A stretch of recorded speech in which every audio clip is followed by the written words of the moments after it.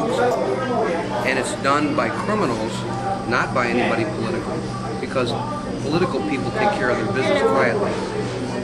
The point is that political people wanted to make a statement, a very visible statement. Sometimes they want to leave a little message or whatever, but that doesn't work. Because of the nature of the way You want to get rid of somebody, you just get rid of them. same ingredients for a dirty bomb, so maybe there's a whole lot of stuff about terrorism in this guy and what he was Vegetarian saying hamburger. behind the scenes that we More don't likely know that about. he was off by some guy from Pakistan or someone from the Middle East trying to make a statement. I don't think when I kill this guy, I can Where kill a there's whole bunch of trouble, other people at the same I time. believe there's KGB. Well, you know,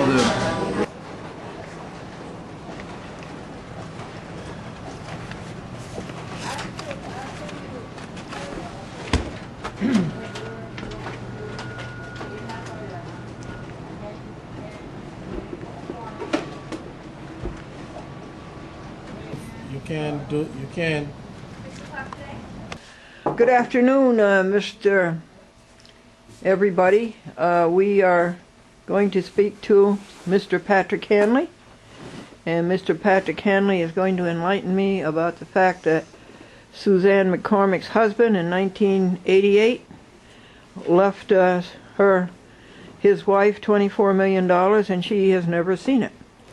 Hi, Patrick, how are you? Greetings and salutations. What was the first thing you were going to tell me about? Well, I work for Suzanne McCormick, and she is the widow of Edmund J. McCormick, who died on November 27th, 1988, approximately 4 months before his untimely death. Was a net worth statement prepared by Bankers Trust Company and his accountant, which indicated a net worth of $24 million. The estate was opened officially with the surrogate court of Westchester County in December of 1988. The permanent letters were issued on January 25th, 1989 by the Westchester County surrogate, Judge Brewster at the time. The letters were, the will was submitted for probate, and the letters, the will nominated 5 entities, 4 individuals and 1 corporate fiduciary. The corporate fiduciary was Bankers Trust Company.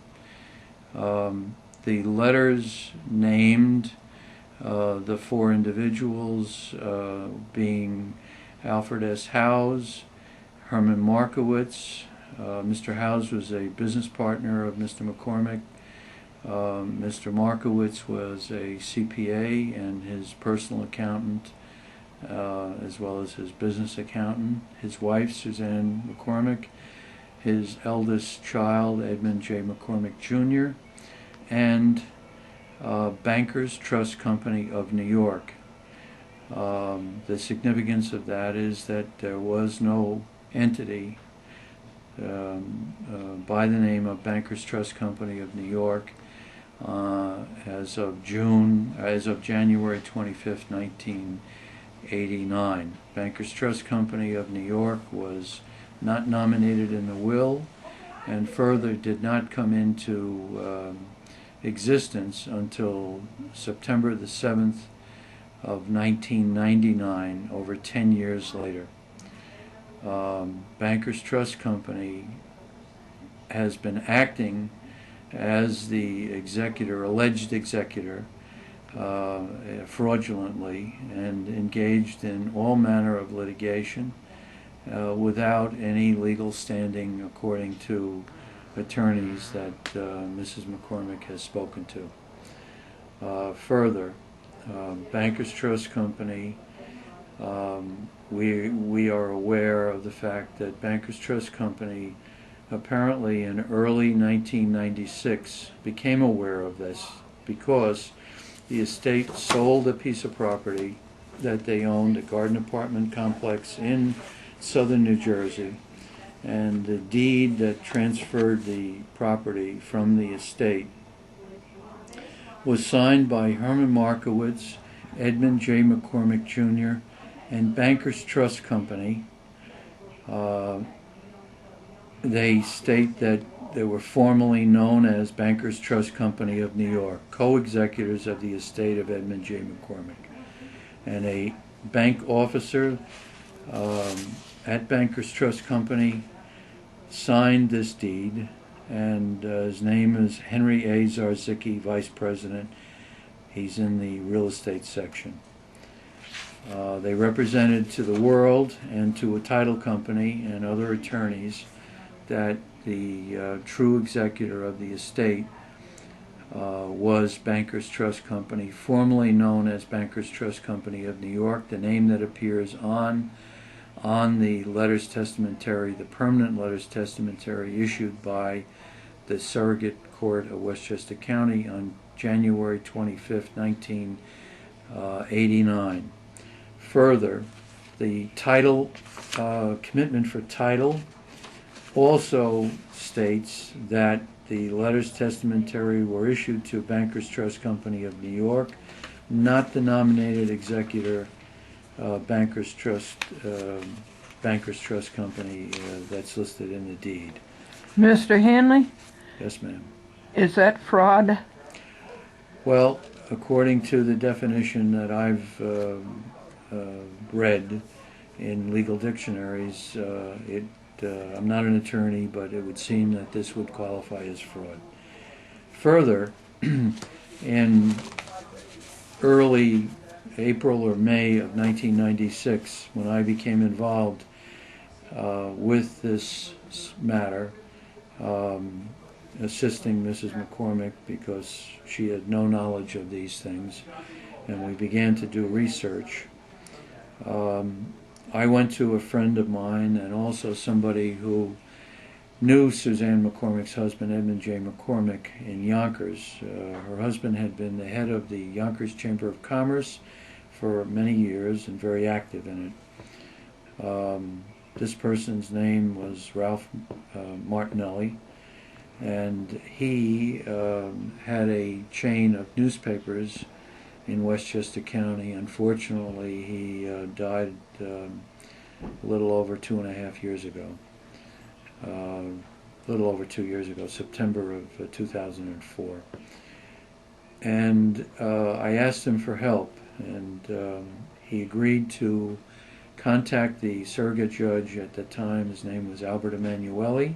He spoke to him, and Mr. Emanuele, Judge Emanuele, agreed to look at the file, which basically was very thin because the accounting had not been filed at that point.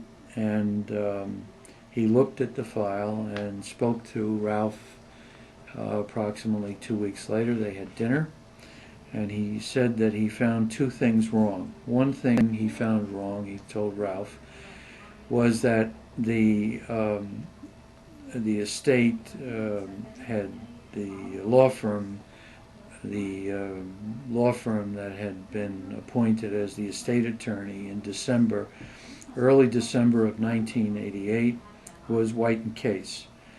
And in February or March of 1989, they filed a petition for repayment of monies that were owed by Mr. McCormick's company to, he had a line of credit with Bankers Trust Company of approximately $550,000. And since they were allegedly an executor, they had to file a petition. They couldn't just write themselves a check. And when the petition was filed by White and Case, and they stated that they were the attorneys for Bankers Trust Company. And as I understand it, Judge Emanuele said that at that point, effectively, the estate didn't have legal counsel because White and Case, as it turned out, was continuing to represent their enduring client, according to their website, because they had been associated with Bankers Trust Company since its founding in 1903. The second thing, he would not tell Ralph Martinelli, and in spite of repeated pressure, and there were phone conversations that took place, tapes of which I heard, Ralph shared with me, and Ralph went after Judge Emanuele and told him that he wanted to know what the second item was. He refused, and he told him that he would come out against him when he ran for re-election, which he ultimately did. And Judge Emanuele even went so far as to promise him legal ads, which Ralph declined. And things were not forthcoming from that source. So we didn't know what the second item was. And one morning early in February or March of 2004, 8 years later, I saw an original copy of the letter, the certificate, that was issued to Suzanne McCormick by the surrogate court. And I was looking at it. I was looking for something else and discovered this, and discovered that it listed the four individuals, and then it listed Bankers Trust Company of New York. And I realized at that point that there was no Bankers Trust Company of New York in January of 1989. Mm-hmm. As I said previously, it didn't come into existence until September the 7th of 1999. Mm. Now, having said all that, I have also an exemplified copy of the letters testamentary signed by Judge Brewster in April of 1989, April the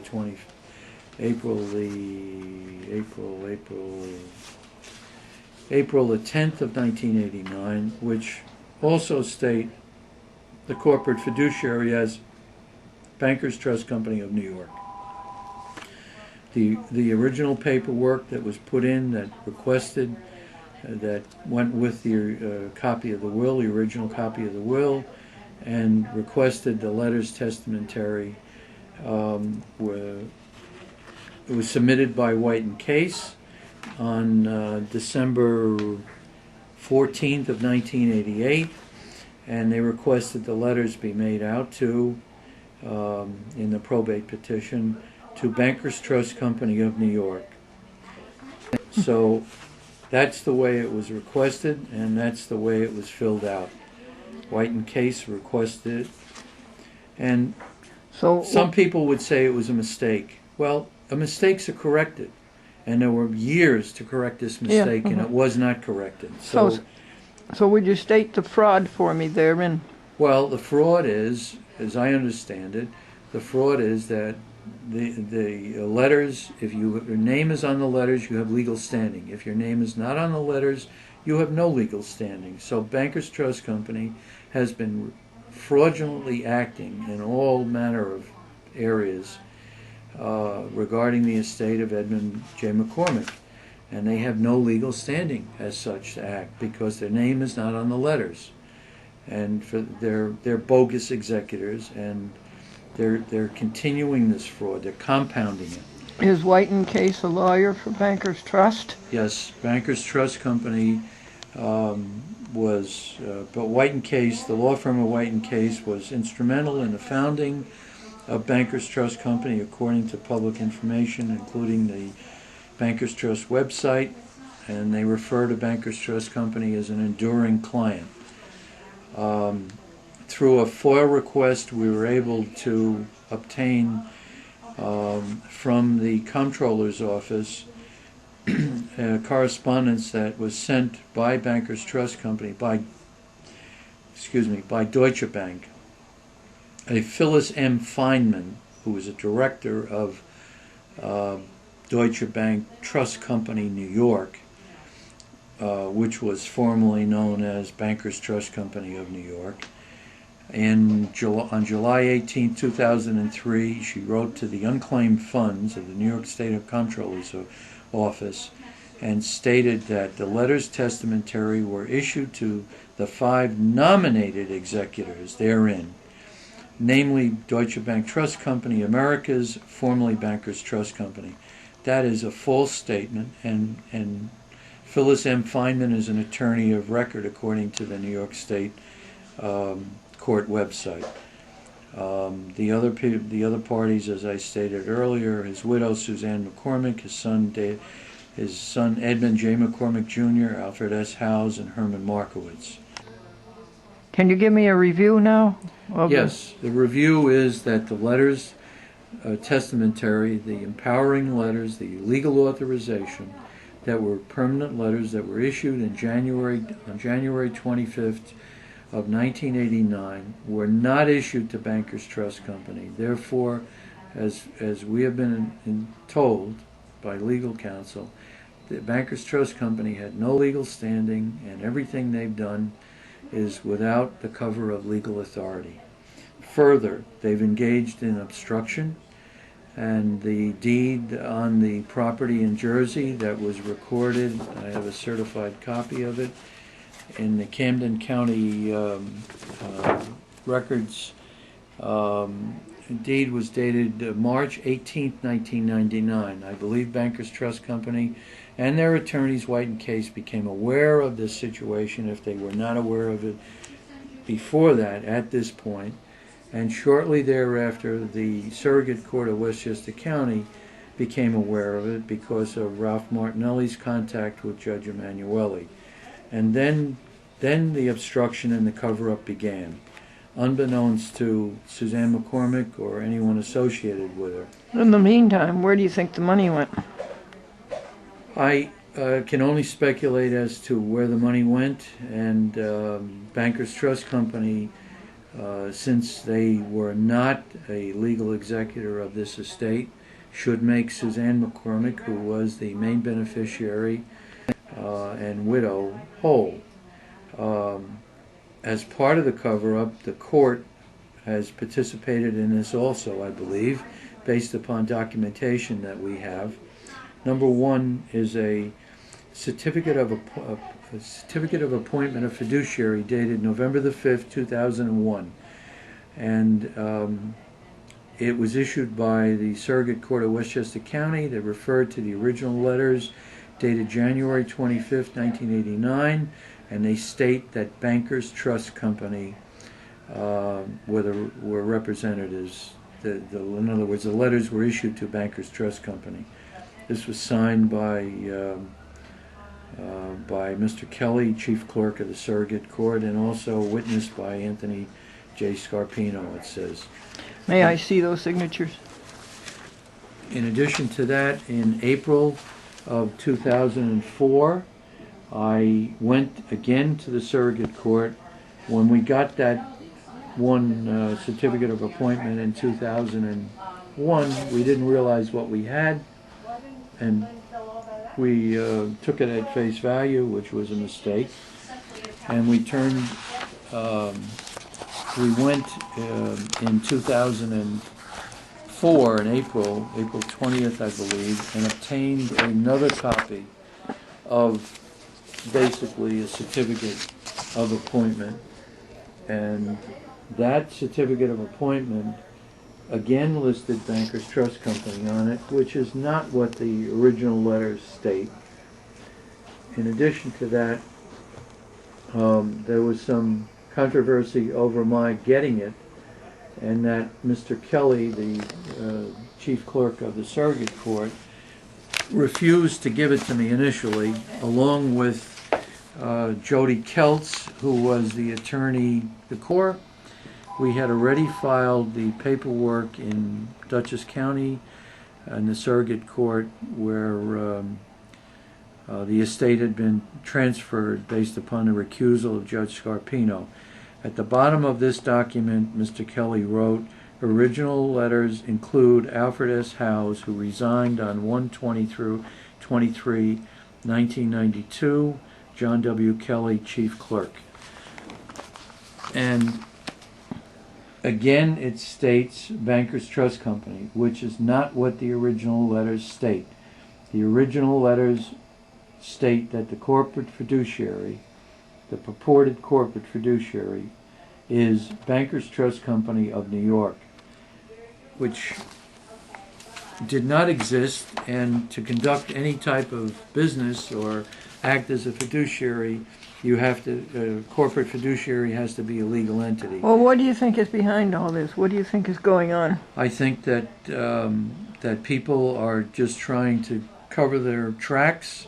I think that they are of the opinion that Suzanne McCormick is going to go away, get frustrated and go away, or they will basically try to put her out of business in the sense that they'll just bleed her, and that's the that's what has gone on. Now, since in the banking department website documents all the entities and the name, the changes of name and so on. On March 11th, Bankers Trust Company pled in the Southern District of New York to 3 separate felonies involving making false entries in bank books. And on June the 4th of 1999, they were purchased by Deutsche Bank. And on July 26th of 1999, they were sentenced and convicted in federal court in the Southern District of New York to 3 felony counts. They paid a $60 million fine to the federal government and $3.5 million to the state of New York. They turned around, and what they were charged with was they were not forwarding unclaimed funds to the state of New York, among other states, as it turned out. Connecticut, Georgia, Illinois, and several other states, including California, were also in this same situation. Now, they pled guilty in federal court to the number 19.1 million. However, as a result of documentation that we obtained through a FOIA request with the parole board, since they applied for a certificate of relief from disabilities to wash away their felonies, so they could continue to act as a fiduciary, because as we understand it under the Surrogate Court Procedure Act 707(1)D and E, a felon or a dishonest person cannot act as a fiduciary. But with this document, a certificate of relief from disabilities, they possibly could continue if a judge or a court would accept it. And it's based on acceptance and the discretion of the judge or the court. It's not automatic. They applied to the Board of Parole in Albany, and they went through a process, and they were turned down initially and told to come back because they had not been sentenced. So after they were sentenced and convicted in July of 1999, they turned around and went back and reapplied. And as part of the documentation that we got, they admitted that the figure was not 19.1 million as they pled in federal court in the Southern District of New York. The figure was 55.1. And this was a number that was extracted by people in the parole board from them. Apparently they were concerned, and there's some documentation and memorandums, that they were not going to get a certificate of relief from the parole board. So what they did was they then went into the New York State Supreme Court in New York County and applied for a notice of petition under Banking Law 154. They were going to substitute a fiduciary, and the substitution involved an entity which was as a result of a name change from Deutsche Bank Trust Company to Bankers Trust Company of New York. There we go again, Bankers Trust Company of New York pops up. And they were changing the name to Bankers Trust Company of New York. And they turned around and they were going to place all the trusts and estates, along with future trusts and estates, that Bankers Trust Company that had control over, and they were going to substitute Bankers Trust Company for this new entity, Bankers Trust Company of New York. I want to know how this is helping Suzanne get her money. Well, it's helping. I'll just finish this briefly and then I'll go into that. As a result of as a statutory requirement of Banking Law 154,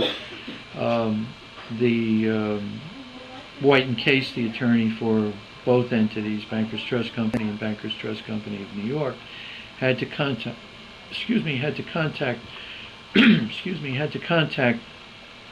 the surrogate court clerks, the probate court clerks in 8 or 9 states, 46 in total, I believe.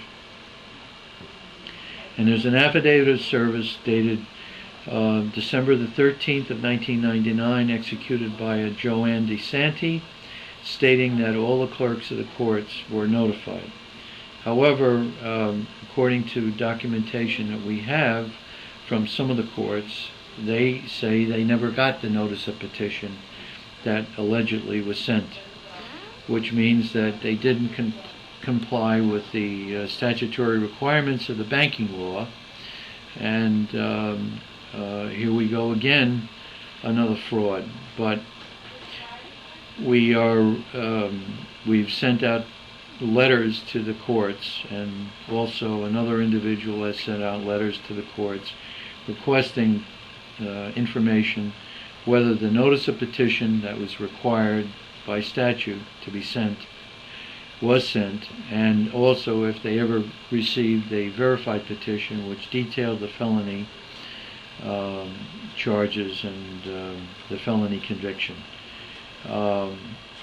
If this was not done, and from approximately half of the over 20 of the courts have responded at this point, indicating that it was not done, they never received a notice of petition, then the substitution should be questioned.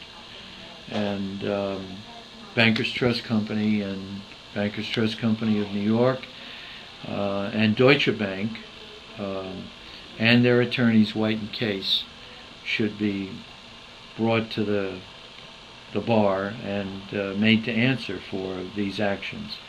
How will this help Suzanne McCormick? It just solidifies and reinforces her contention that Bankers Trust Company is continuing their criminal acts that they were convicted for in obstructing justice and engaging in malice towards her and oppressive actions towards her as a legal executor of her husband's estate, as opposed to the illegal executor, Bankers Trust Company. Mr. Patrick Hanley, do you think that it was Bankers Trust and White and Case who took the money? Well, Bankers Trust Company had sole control of the money. They were the money was kept in an account or accounts at Bankers Trust Company, and they had the sole power of writing checks. So I would suspect that they were the ones that should be brought to the bar to answer these questions and not evade them. And also, as a result of the fact that they are not a legal executor, they've effectively commingled funds. And if you, as I understand it, as has been explained by counsel, if you commingle funds, then it's not only those funds that you have a claim on, but also any other funds that the bank may have. So they have a lot to answer for. And has anyone ever seen the checks that they wrote? Some of the checks that were written, I believe Suzanne McCormick may have copies of some of the checks, but or we may have seen microfilm copies of some checks that were issued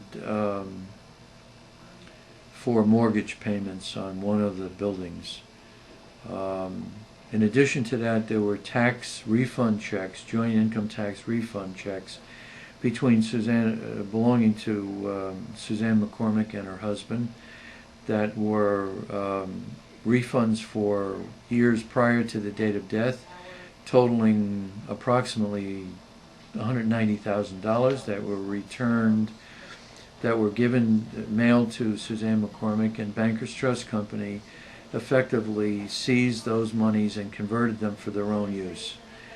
And they explained to Suzanne that she was entitled to half of the money, and at some point she would be given that money. However, they are not forthcoming with the money, and they would like to forget about it. Boy, oh boy. In addition to that, there was $1.5 million in an account at Bankers Trust Company, and Mr. McCormick, for approximately a week prior to his death, was in a hospital in a coma, and the account was closed, and he didn't close it, and there was never an answer as to who closed it or where the money went. And White and Case was asked that by Suzanne, Yes.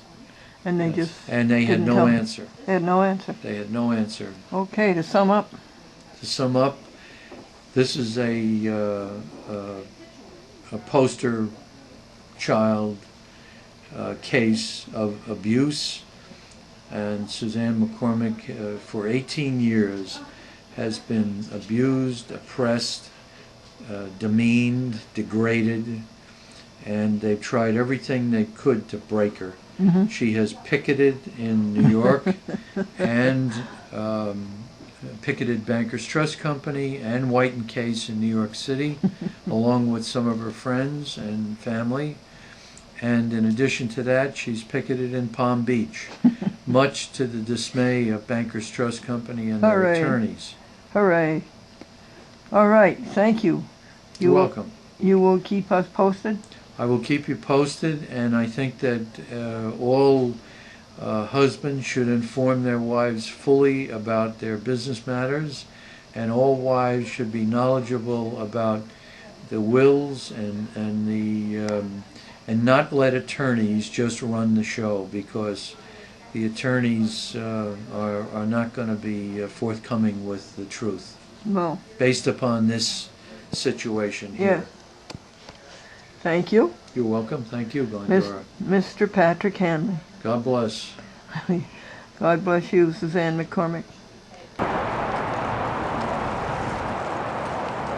White Plains Quadrangle, Not usury.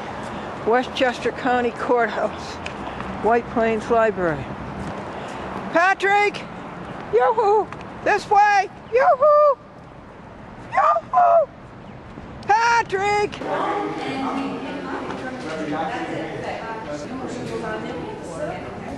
This way, baby. Oh, okay. Out to any trains that, exist. That's to keep them on track.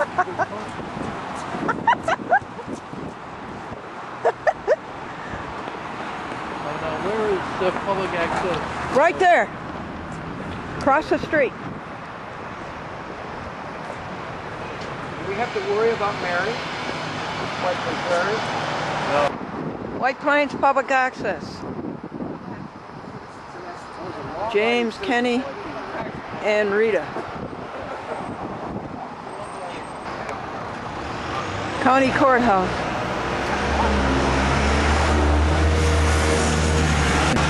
The House of Crooks. People access television commission.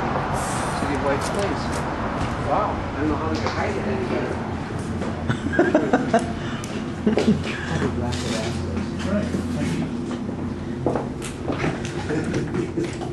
And you must know the code to get into the public access building, of course. Of course. This does seem a little fun, right? Glendora. Open sesame. Grab the door, Judy. You know, Judy. you can tell when it's going to slam shut on you. I'm sorry you didn't grab the door. I feel like I'm a kid smart. You're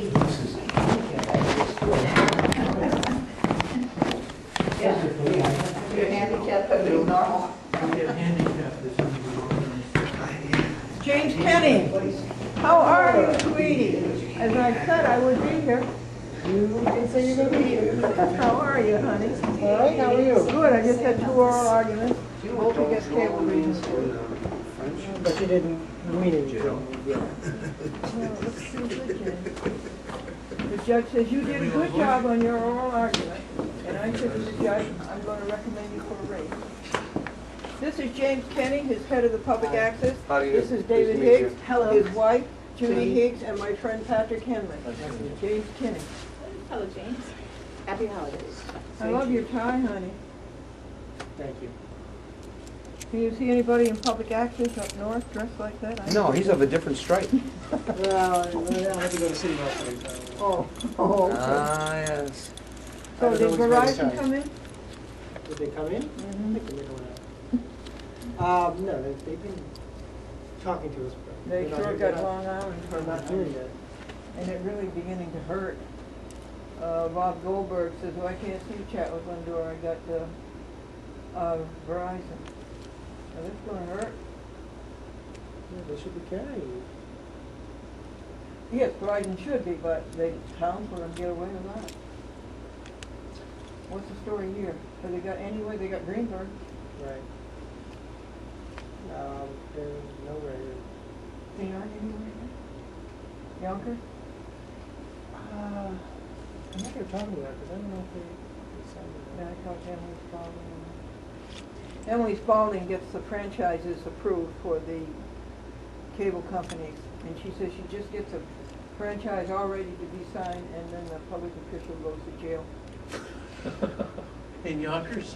Oh, yes, yeah, that's really where she's talking about. Honest to Pete. You got a bag, honey, or? It sounds contagious. You want a box? Can I have one of your great drinks? So, folks, look at this. Chaos. But it's thrilling to bring order out of chaos. And what is this over here? This is Glendora versus Diane Bennett and Alyssa Amato. It's all been bundled up. You know, rubber bands are no good anymore. You put order into your papers with rubber bands, and then you go look at them later, and the rubber bands have all broken. Isn't that so.com? Isn't that so? Okay. So this is judge.com, sitting on legal papers, accomplishing nothing. But she thinks she is. And so that's going to the museum. Why? Because we need space for Glendora versus Cecilia Masterilli, Glendora versus Christine Savarino, and Glendora versus Deborah Aycock. And let every one of you know that if you violate public access law, you go to court again.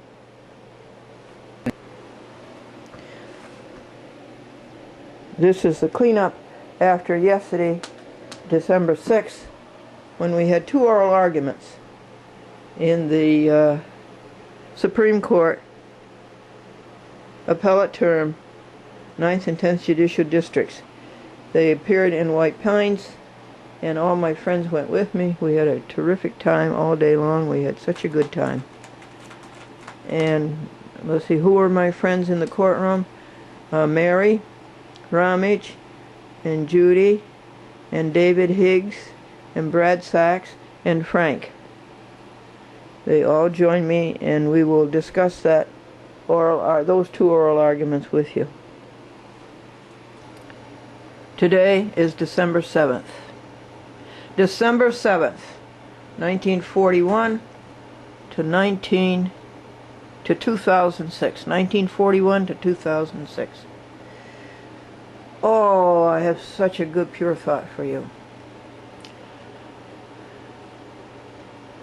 Oh, Master, let me walk with thee in dearer, closer company,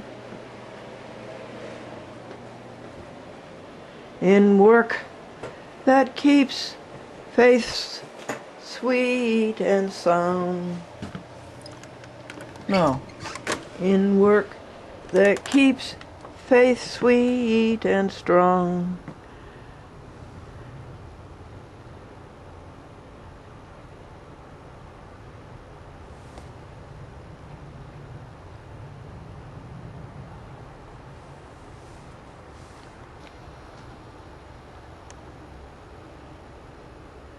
In trust that triumphs over wrong. The owner of the store said to the new employee, "I saw you arguing with a customer." He says, "I want you to understand that the policy of this store is the customer is always right. Now do you understand that?" And the new employee said, "Yes, sir." And the owner says, "What were you arguing about?" And the employee said, "He said you were an idiot." Where are you, geese? Why do geese fly south in the wintertime?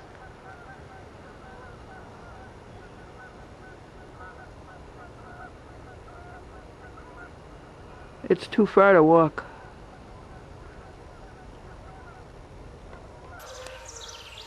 And they should be brought to court and brought before the law. And they should pay for what they did. And I sued them for $23,000. And then I tried to file it in the Hempstead court, but I ran into corruption there in the name of Robert Shimonsky and his boss, Denise Scheer. So then I filed it in the state Supreme Court, the county of Westchester. Excuse me, the county of Columbia, which is 3 or 4 counties above Westchester toward Albany. And there I ran into an extremely incompetent, inadequate, and dishonest and dishonorable judge named C.F. Hummel. And so then I made a motion for relief from his order.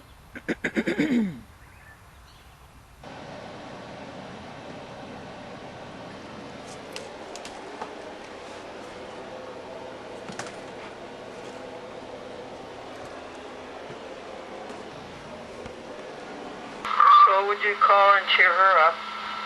I'll call her and talk to her before the holiday. Oh, that's good. Yeah. And what do you get when you cross an owl with a goat? What do you get when you cross an owl with a goat? I don't know. A hootenanny. That's a good one. And you know what? He told the little boy. Oh, it went to school? Yes, that's what he said tonight. And he went to the graveyard? And all of them. Oh, my I dad. said all. Did you hear the one about the man who jumped out of the airplane? No, that was on tonight. That was on tonight?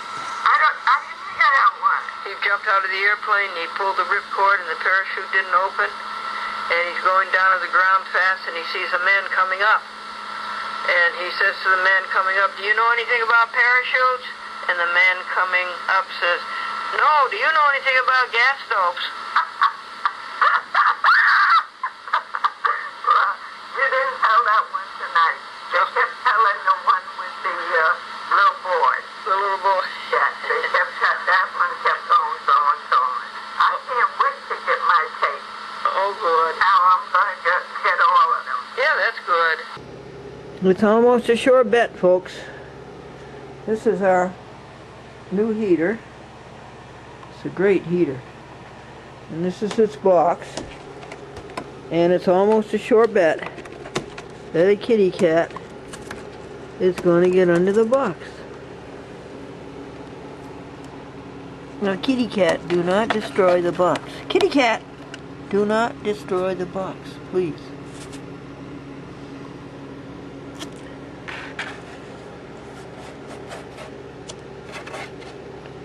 The telephoning's all up to date. The legal papers are up to date. The praying's up to date. The household chores are up to date. The logs are up to date. .com. Stop. Stop.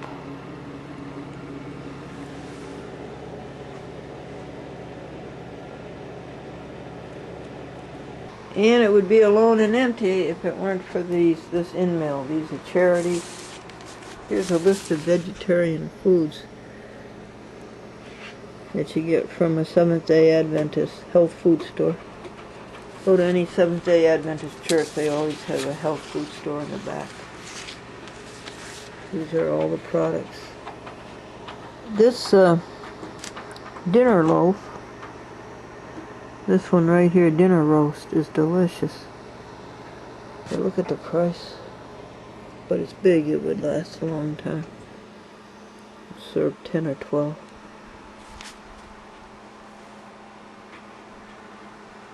These are pure thoughts that I share with you. Pray for Sandy, for wholeness, recovery, health.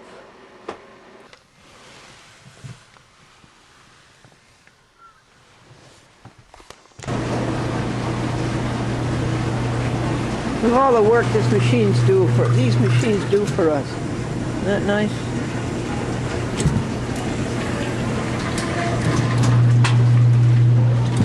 It's up to $2 now.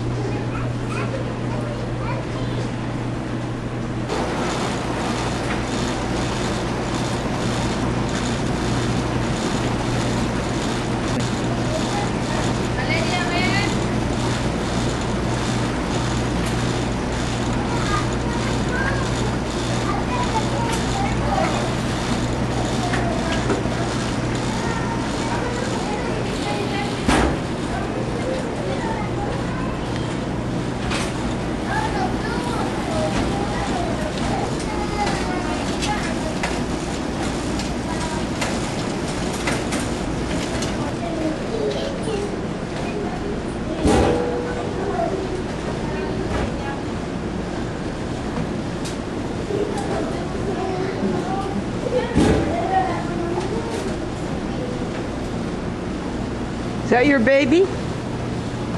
Is that your baby in there?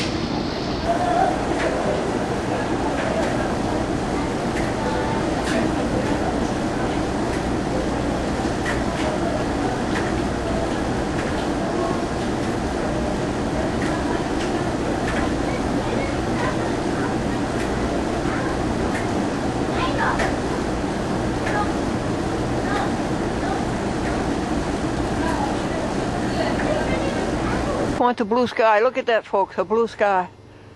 This is what we have to preserve. Now, tell me about this railroad station. It's in Stuyvesant, New York. You'd have to ask somebody else with all the details. They're inside. See, look down here. Oh, goody, a train is coming. And this is the railroad station at Stuyvesant that we're trying to preserve. We're trying to preserve this. Yeah. Well, that's a worthy cause. And here comes a train.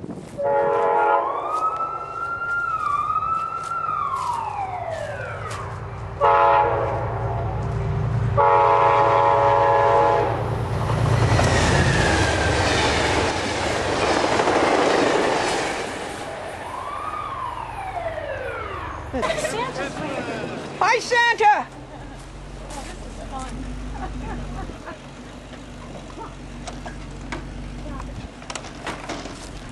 Merry Christmas! Merry Christmas! There you are, sir. Hi, Santa! Merry Christmas! Ho, ho, ho! Ho, ho, ho. Why does Santa Claus have 2 gardens? Do you know why Santa Claus has 2 gardens? Why does Santa Claus have 2 gardens? So he can ho, ho, ho. 3 gardens, excuse me. It's 3 gardens. So he can ho, I should tape you in your red hat. Hello, Santa. How's it going? You look very jolly. Well, thank you.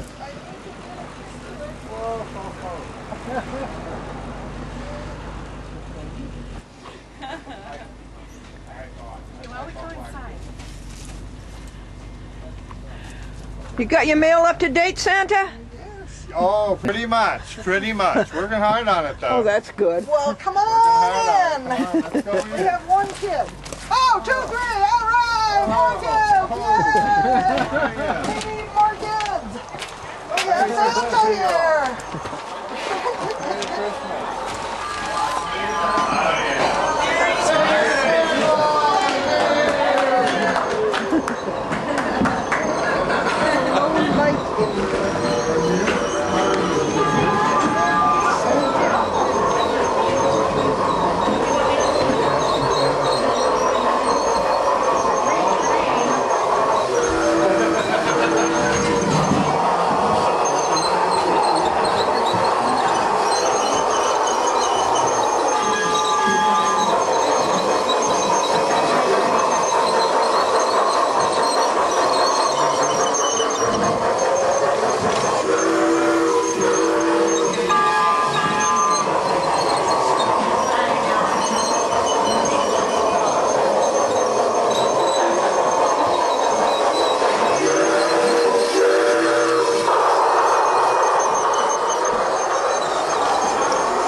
He's got steam coming out of this.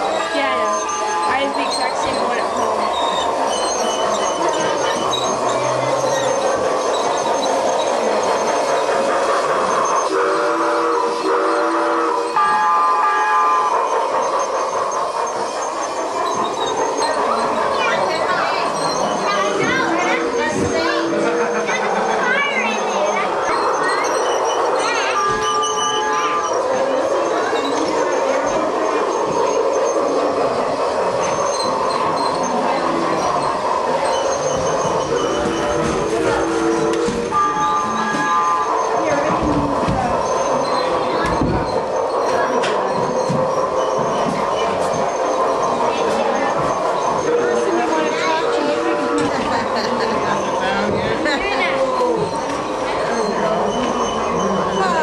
Hi, Marilyn.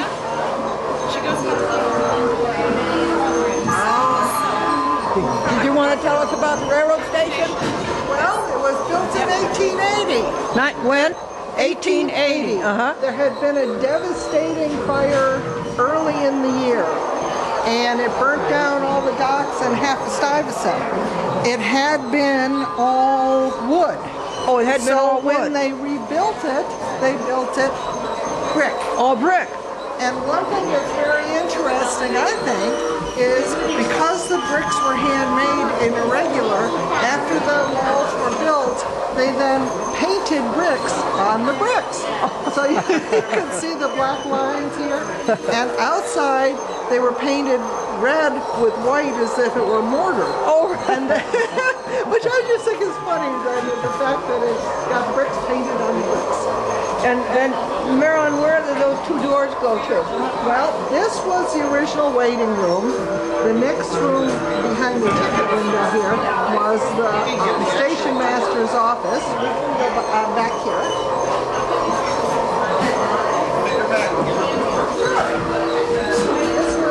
This was the station master's office. Oh. And he would sell tickets through the ticket window or through one of these outside He sold windows. tickets through this ticket window. We And just through have a one of the poster outside one windows. of these outside windows. He also sold Look at the arch. Isn't that a lovely Isn't this arch? gorgeous? Yeah. And once again, all painted. Painted with bricks. When they also sold Western Union telegraphs in here. Oh, yeah. So when people would come in and say, well, I need to send a telegraph, he would take off the station master's cap, he would put on the Western Union cap, and then he could sell the telegraph. Dick Van Alstyne told me that story. He had worked here as a young man. Oh, he He's did? a great-grandfather now. And where does this go? And then this room was the room where they stored freight. Freight, Or baggage or whatever. Because at one time this station was very, very busy. You probably aren't going to get anything that's awfully low light in here. But this eventually will be our mechanicals room. Half the room will be a bathroom, and the other half will have a furnace and so forth. Look at the high doorways. It's got pocket doors. This one here by Marsha, and this other one here are both pocket doors. It has, I just love the architecture. All the architecture.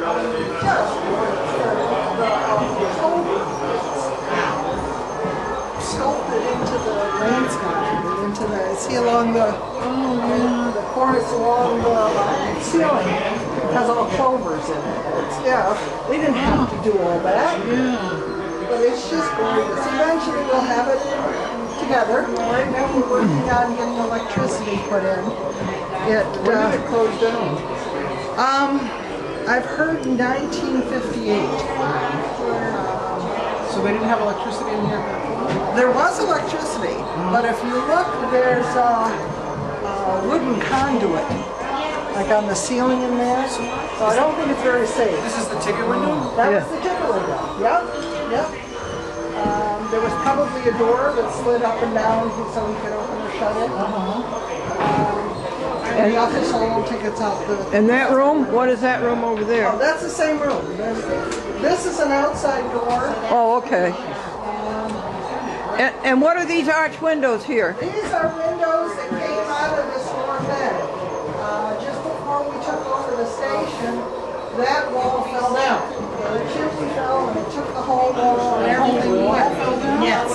And so This is what it looked like when they had to be rebuilt. Well, after the masons got through rebuilding it, the windows didn't fit anymore. So that's What year is this, why Mary? the windows I'm not before 1999. The whole thing didn't fall down. This was before you Yes, started working yes. here. Before 1999. Well, in '96, this place was still filled with junk. The fellow who owned the captain's house also owned this, and he used this for his own private little junk.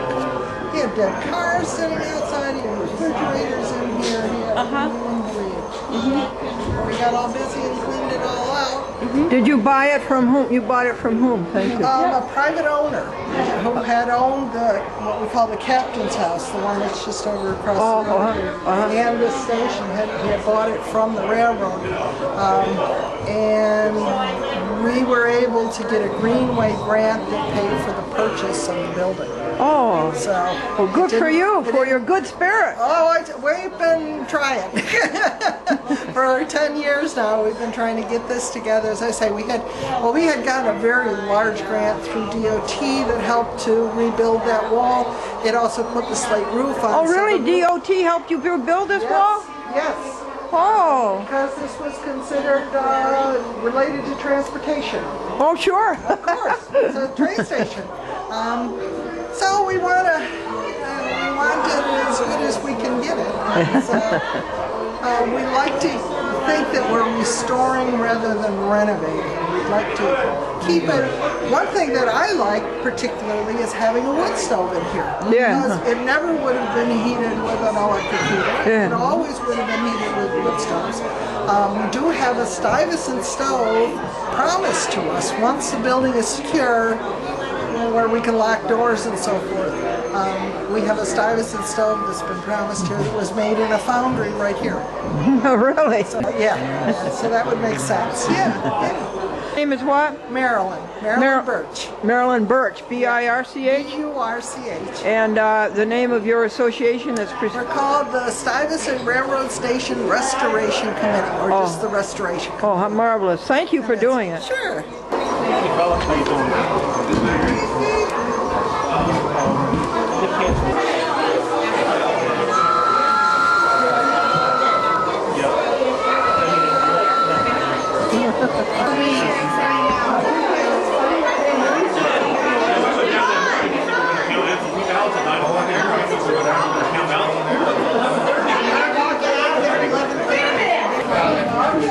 And you see, folks, it's on the Great Hudson River.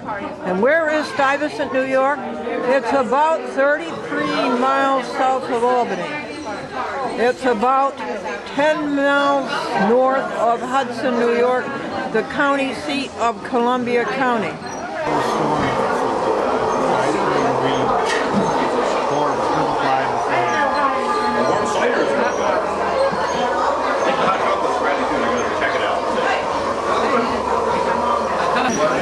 Cal Birch, how long were you on the SS Glendora? How long ago? How long ago? Well, it was a real long time. I was about, I guess, 4, maybe 3. What happened was, my older brother was supposed to be on it, so all 4 of us children went down to watch him with the other 3. And the other kids that were supposed to be on the show that day didn't show up.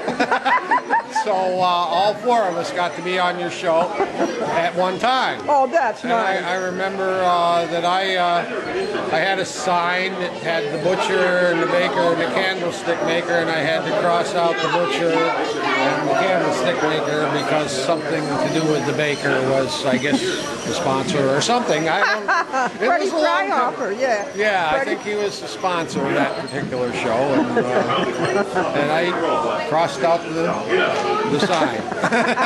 I was kind of young then, Yeah, so that's I didn't good. do too well. And was that up along the Mohawk River, or was it in the new building?